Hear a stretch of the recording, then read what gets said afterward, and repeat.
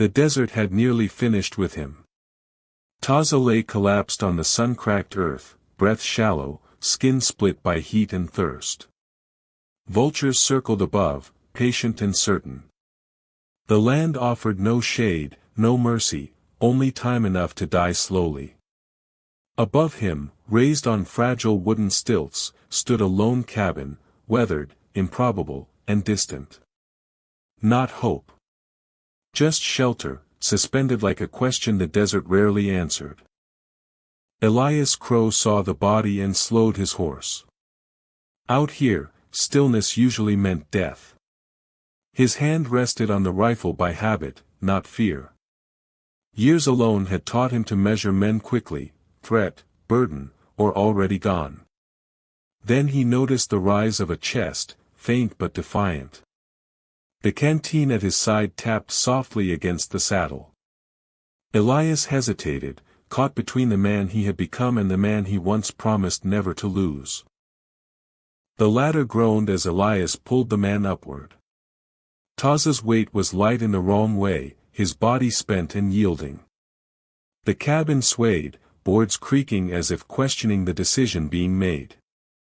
Elias dragged him across the threshold and shut the door. Dust hung in the air. The cabin had been built to keep the world out. Now it held a stranger, and the consequences of mercy. Taza woke with his eyes already guarded. He took in the cabin slowly, the narrow walls, the high windows, the absence of chains. Elias kept his distance. He set down water, then dried meat, and said nothing. Days passed without questions. Pain eased in small, uncelebrated ways. Trust did not arrive all at once. It entered quietly, the way shade moves across a room when the sun finally begins to lower. At night, Taza hummed a low, circular melody, carrying no words but weight enough to stir memory. Elias watched silently, hands still, as firelight flickered across the worn boards. Later, a small symbol appeared carved into a post, deliberate, unspoken, a history folded into the cabin's bones. Some things, they both understood, needed no explanation. The desert reminded them it was watching. Large paw prints appeared one morning, circling the stilts of the cabin. Night brought a distant, piercing cry, a cougar, patient and unhurried.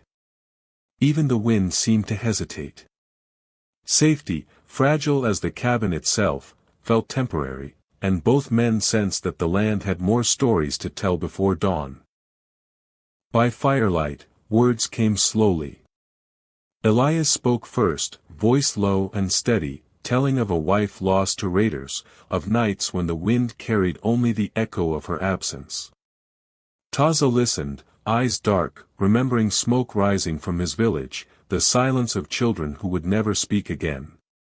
When Taza finally spoke, grief became a language shared between them, heavy and precise.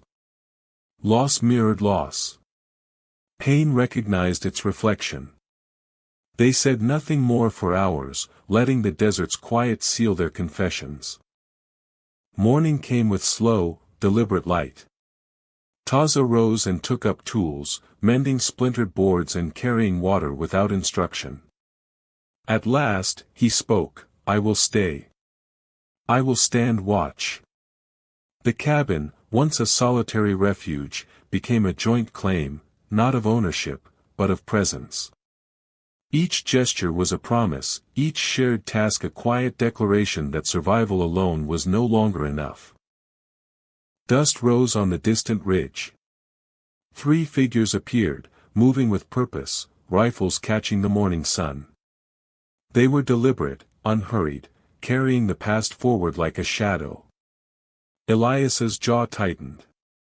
He knew some things could not be left behind. Taza stood beside him, silent but alert. The quiet that had settled over the cabin shifted. Danger was no longer distant, it had come home. Elias stepped forward alone, boots pressing the dust into silence. The men halted, rifles raised, eyes sharp. Elias's hands were empty but steady.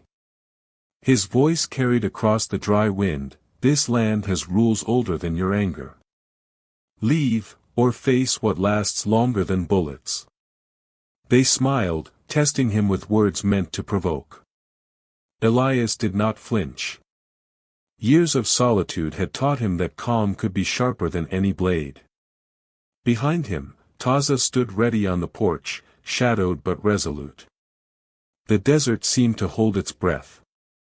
Sand stirred only slightly. The intruder sensed what the men beside the cabin had known all along: strength was not always in the first trigger pulled. Minutes stretched. Then the figures turned, leaving dust and unasked questions in their wake. When the danger receded, Taza stepped down from the porch. Weapon in hand, he joined Elias on the sun-baked ground. His stance was steady, his gaze unwavering. For the first time, choice and conviction outweighed mere survival. "This is where I stand," he said, voice low but certain. The desert listened. Elias nodded, and in that quiet exchange, the cabin became more than wood and nails. It became a claim forged in loyalty, respect, and shared trials. Together, they faced the horizon, two figures aligned against whatever silence or storm might come. The Stilt cabin stood weathered but alive, its scars whispered of struggle endured and choices honored. Elias and Taza worked the land, side by side, letting the past settle like dust around them. They did not call each other brothers, yet the land knew the truth: mercy, once chosen, could outlast violence.